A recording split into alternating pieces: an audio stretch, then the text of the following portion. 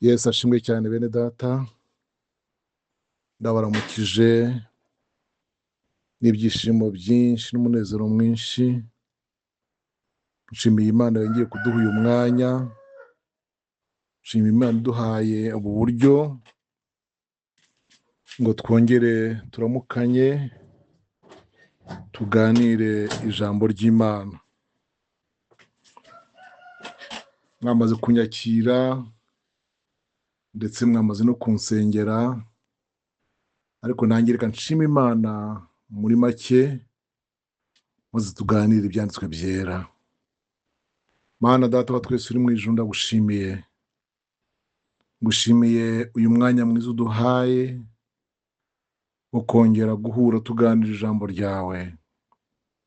Turasenze ngo tuyobore, kandi umwuka wera tuyobore rwose, kugira ngo tuvuge ibyo ushaka ko tuvuga, tuvuge ibyo ushaka abantu bawe bumva, kugira ngo imitima y'ubwoko bwawe ihembuke, yubakwe.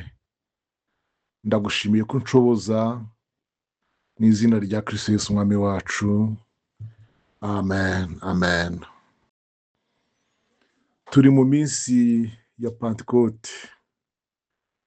Nimvuga iminsi ya Pentekote, ubwo turavuga iminsi ibanziriza umunsi mukuru bitaga kera w'umusaruro cyangwa se umuganura. Ndibwira ko mu gihe Imana iduhaye, haba none cyangwa n'ikindi gihe cyo muri iyi minsi ya Pentekote, twavuga ku ngingo zigera kuri 7. Kandi uyu munsi ndamera nk'ukoze gusa iri buriro, introduction cyangwa introduction mu gifaransa. Izo ngingo 7 tugomba kwigaho abera itorero ry'Imana bakasobanukirwa n'izi ngizi. Iya mbere, Pentekote ubwaryo, iryo jambo risobanura iki? Ingingo ya kabiri, umwuka wera ubwawo ni iki? Ingingo ya gatatu, ibimenyetso byawo ku mukristo ni ibihe? Ingingo ya kane, kubatizwa no kuzuzwa bitandukanira he cyangwa bihurira he?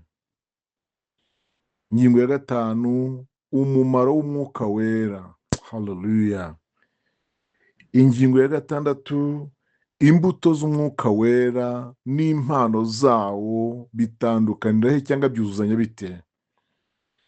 Ingingo ya karindwi, uburyo butatu bwo kuyoborwa n'umwuka wera.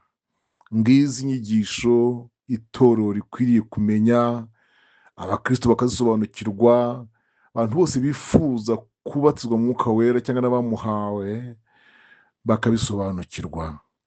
Yesu abafashe cyane. Iri jambo Pentekote niryo duhereyeho. Ingingo ya mbere, Pentekote bisobanura iki? Iri jambo Pentekote kuva kera ryasobanuraga umunsi wa 50. Pentekote, umunsi wa 50. Naho Pentateke yo bigasobanura umuzingo w'ibitabo 5. Ibi rero mu bitandukanye, Pentekote na Pentateke. Pentateke ni umuzingo w'ibitabo 5. Biriya byose byitwa ibya Mose, Itangiriro, Kuva, Abalewi, Kubara n'Ubutegeko kwa kabiri. Ariko Pentekote byo ni umunsi wa 50. Tubisanga mu gitabo cy'Abalewi, ibice 23, umurongo wa 15. Kandi mujye mubara iminsi muhereye kuri uwo munsi wa mbere w'isabato, ku munsi mwazaniyeho umuganda w'ituro ryo kuzunguzwa, mubare amasabato 7, mubare iminsi y'amasabato 7 itagabanije, mubare iminsi 50 igeze ku munsi wa mbere w'isabato ya 7, maze muganurire Uwiteka ituro ry'umuganura wundi. Amen amen. Imana kuva kera yabitegetse guhera kuri Aburahamu, imutegeka iby'umugabane wa 1/10, iby'umusaruro, iby'uburiza bw'imfura, uburiza bw'amatungo, ibyo gusiramurwa cyangwa se bibiliya ikoresha ijambo ryitwa gukebwa. Nkoresha izo mvugo zombi kugira ngo abantu mubyumve bose, abakera n'abato. Muri aya mategeko Imana yahaye abatubanjirije, yaje kugira ngo ashyiraho amategeko y'ihema. Ihema rimaze kubakwa mu gice cya 25 cyo Kuva, guhera ku murongo wa 8, habayeho ibyo bita amategeko y'ihema. Muri ayo mategeko y'ihema haje kuba amategeko y'ibyo bita umusaruro, amategeko y'umusaruro. Iza gushyiraho ibyo bita iminsi mikuru y'Uwiteka, ari nayo ngingo mubona hejuru y'igice cya 23, iminsi mikuru y'Uwiteka.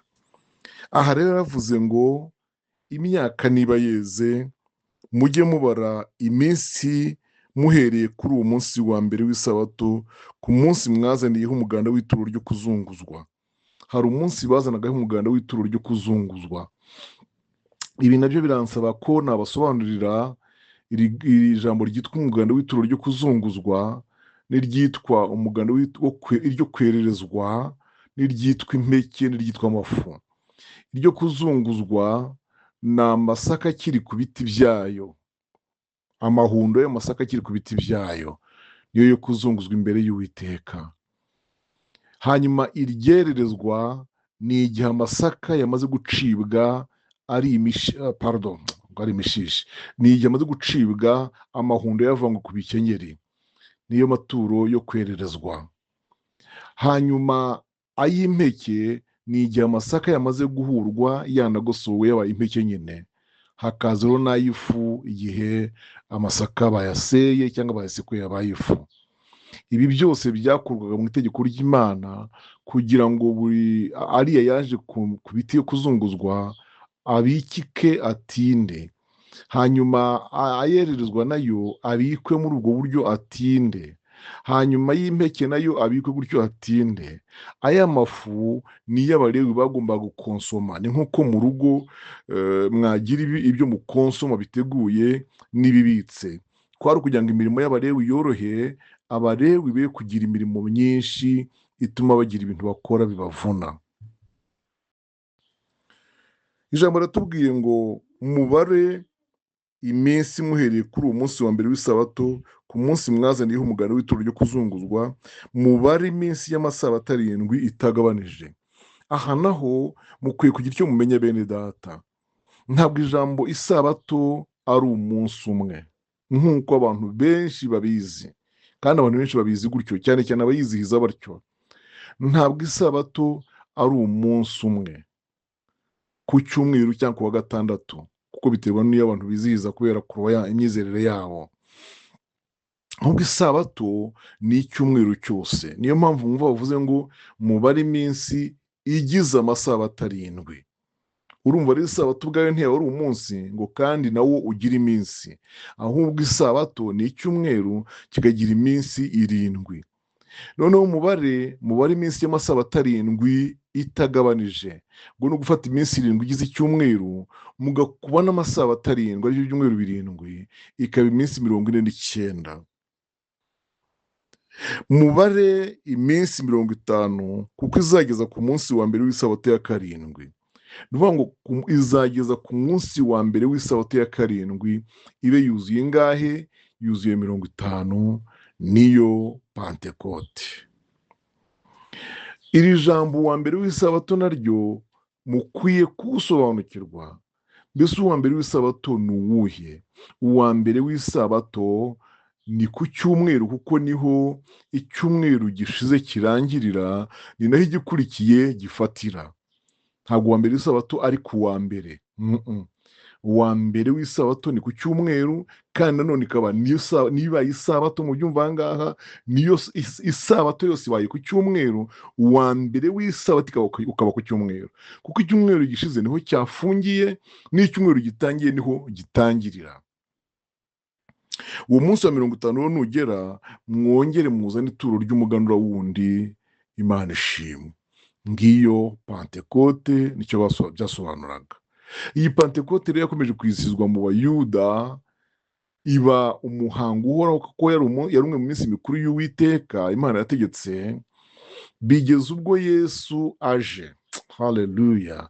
Bigeze ubwo Yesu aje, Yesu abivukiramo, Yesu abikuriramo uko yabisanze, nawe rero arabikomeza, ajya kuvuga ubutumwa i Galilaya, amara iriya myaka 3 hafi n'igice, hanyuma agaruka muri Yerusalemu, aje gutamba igitambo, aje kwitura nk'ituro ryemewe n'Imana, kugira ngo asimbure rya ryaturwaga Imana ishimwe. Amaze gukora uwo murimo nk'uko tubisanga mu Baheburayo, yarazutse, arazamurwa ajya mu ijuru, kuko ituro ryari ryemewe, igitambo cye cyari cyamaze kwemerwa. Arazamurwa ajya mu ijuru. Muzi ko yasize abwiye abantu ngo, Yohana yababatirishaga amazi, ariko mwebweho mu minsi mike muzabatirishwa umwuka wera n'umuriro. Imana ishimwe. Yazamuwe rero ku munsi wa 40, niko ijambo ry'Imana tubwira, azamurwa bakimureba. Ku munsi wa 40 yari amaze azutse, twumvikana aho ngaho, yari amaze iminsi 40 azutse, hanyuma arazamurwa. Ubwo rero nyuma yo kuzamurwa hashize iminsi 10. Ariyo mpamvu ibyakozwe no mu gice cya 2 havuga ngo umunsi wa Pantekote usohoye. Nuko umunsi wa Pantekote usohoye, niko uwo murongo wa mbere uvuga. Intumwa zari i Yerusalemu ziri mu cyumba cyo hejuru. Noneho uwo munsi wa Pantekote, ku munsi wa 49 bucya Pantekote ikaba, abayuda bose, abisirayeli bose aho babaga bari, barazaga bakaza i Yerusalemu muri uwo munsi w'umuganura, muri uwo munsi wa Pantekote. Niyo mpamvu umurongo wa 5 ubereka ko bari bavuye mu mihanda yose, Ikurene, Mesopotamiya, mu Buhinde, na muri Egiputa, Ipamfiliya n'ahandi. Ayo mahanga muzi kuyasoma nayo nimushaka kuyumva neza. Bari baje kwenda iki rero? Bari baje muri Pantekote izaba nk'ejo, kandi barayengeraga, bagashigisha nyine, muri katubite kugira ngo mubyumve, bagashigisha kugira ngo ejo bazakora umunsi mukuru banezerewe imbere y'Imana. Ni nayo mpamvu umwuka wera amanutse mu cyumba cyo hejuru aho intumwa zari ziri, abo hasi bababwiye ngo ubanza basinzihira. Bibwiraga yuko nabo basinze.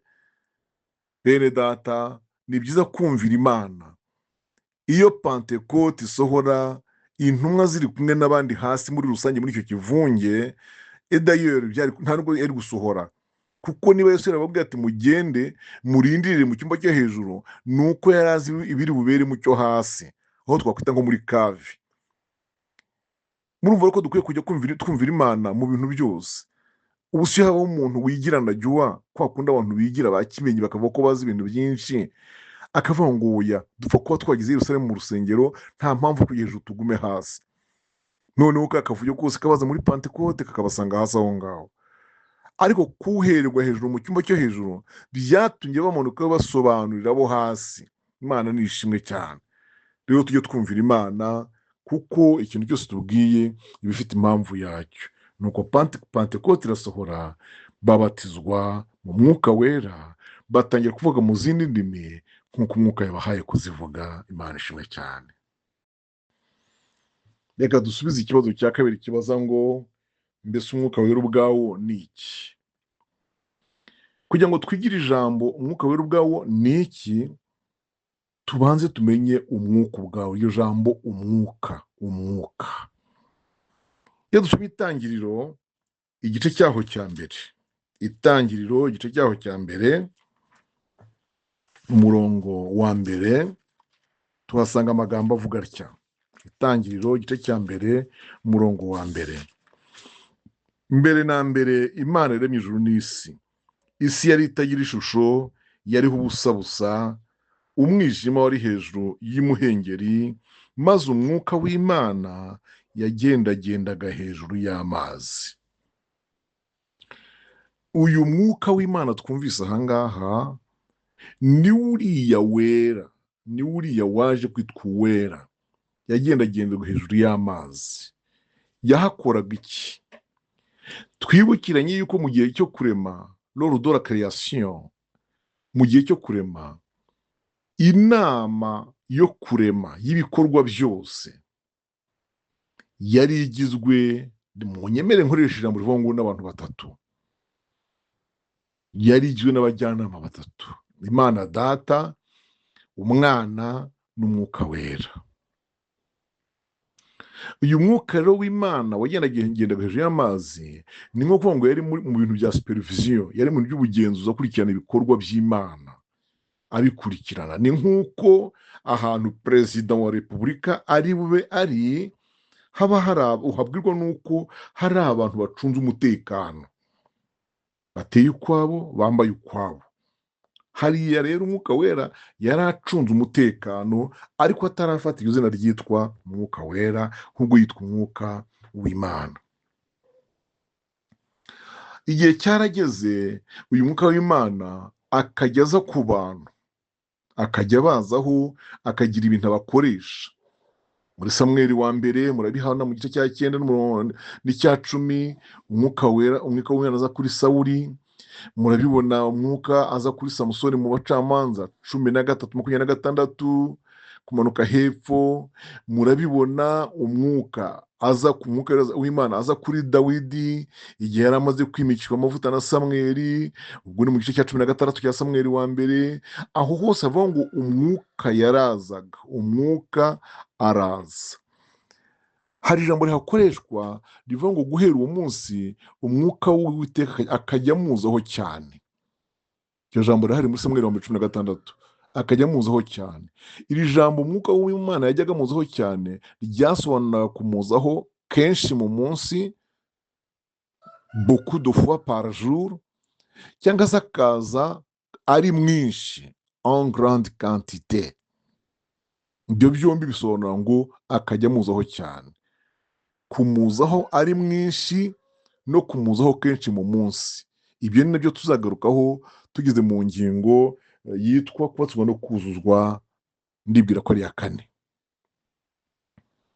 Noneho ubuhanuzi buza guhanura, nibwo Yoweli yahanuye mu gice cya 28 ko mu minsi y'imperuka noneho izamusuka, nzasuka umwuka wanjye ku bantu bose. Izamusuka. Mbere yazaga coming on, yazaga ku bantu akabakoresha, ahubwo igihe kizagera amusuke, igihe kizagera aze. Haleluya. Na Yesu ubwe yarabivuze muri Yohana 14 umurongo wa 15 n'uwa 16 gukomeza kugera 18. Ijambo nshaka kuvugamo ni rivuga ngo ntibishoboka ko ab'isi bamuhabwa kuko batamuzi, ariko mwebwe muramuzi kuko abana namwe kandi azaba muri mwe. Kubana namwe comme participation, kandi azaba muri mwe byo gutura muri wowe nanjye n'undi.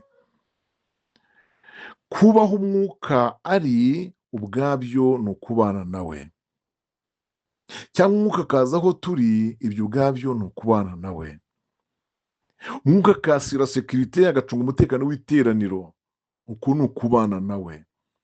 Ari nayo mpamvu mubona mu iteraniro ry'abera riri mu mwuka w'Imana, haleluya, n'utari yamubatizwamo agenda afite ibihe byiza, aranezerwa kandi agahamya ngo umwuka w'Imana yabanye natwe.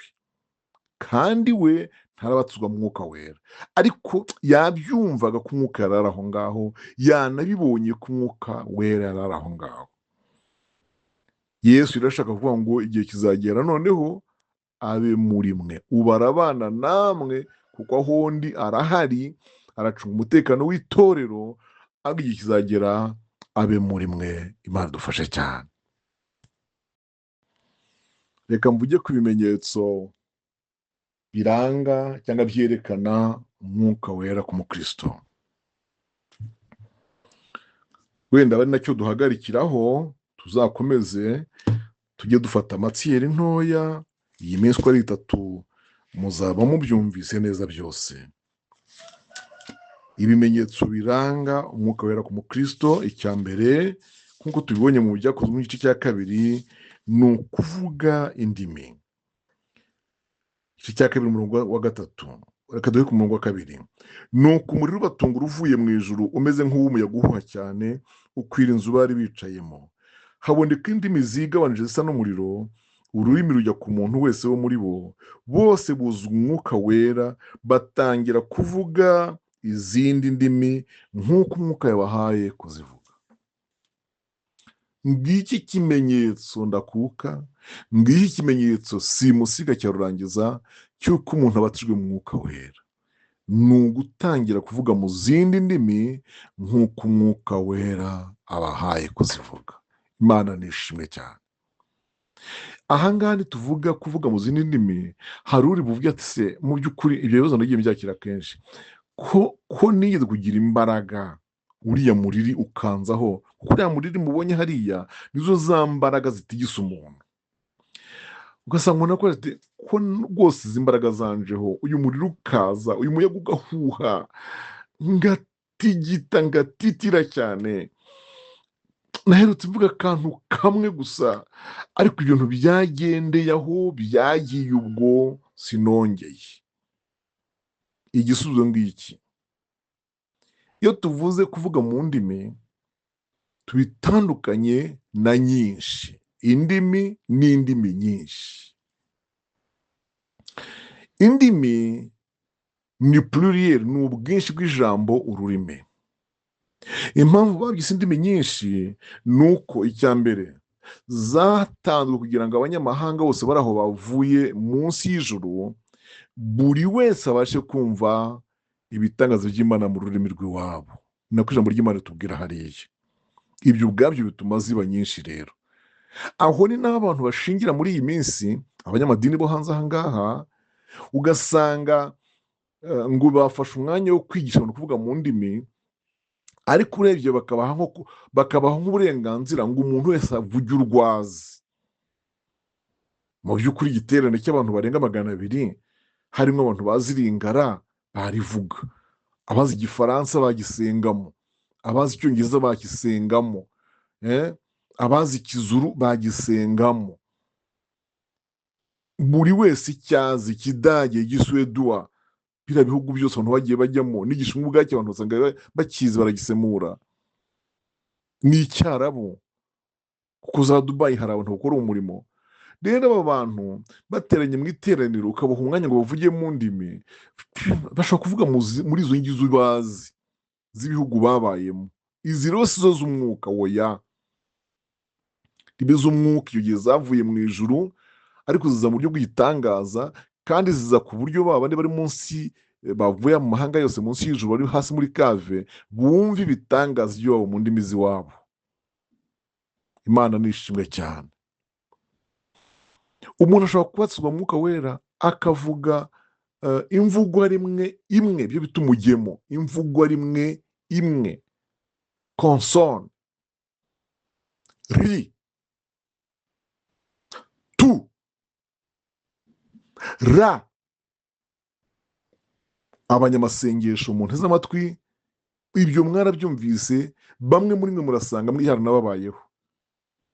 Ugaheruka ako kantu gusa ka ri, niko kabayeho umunsi watswa mu mwuka wera. Burya niba warakavuze rero, tu es déjà baptisé, wabatswe mu mwuka wera, warawumuhawe, wavuze ndetse mu ndimi, ahubwo ibyo ushaka ni impano, kandi iyo ngiyo yo nayo ni umwuka wera uyitanga, akayitanga uko Imana ishatse.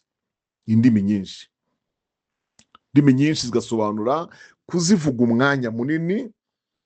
Ikiryo jambo nyinshi bisobanura kuzivuga umwanya munini. Icya kabiri, kujya uzihindura, ukazivuga uko uzihawe. Umukecuru yavuze Igiswedwa i Nyarugenge, Umuswedwa yicaye ku ruhimbi, naho kumva umwuka wera arimo asengera ibyifuzo bye. Umuswedwa ahabwa kubyumva, amateraniro yarangiye amutumaho, hanyuma yemera kuzamwohereza ibyo umwuka yasabaga, kuko umwuka yarimo amusabira inzu y'amasaziro. Yageze muri Suwede rero arayohereza amafaranga, inzu irubakwa. Urumva ko byakozwe n'umwuka wera. Imana yatumye asengera mu Giswedwa ngo Umuswedwa acyumve. Yesu abafashe cyane. Izindi ngingo zisigaye uko ari enye nazo tuzazivugaho mu minsi ikurikiraho. Imana ibaha umugisha. Reka dusenge Imana. Ndagushimiye Imana Data, ndagushimiye ko wabanye natwe muri aya materaniro, ndagushimiye ko uduhaye umugisha kandi ijambo ryawe riherekeze abera basobanukirwe, mu izina rya Kristo Yesu umwami wacu, amen.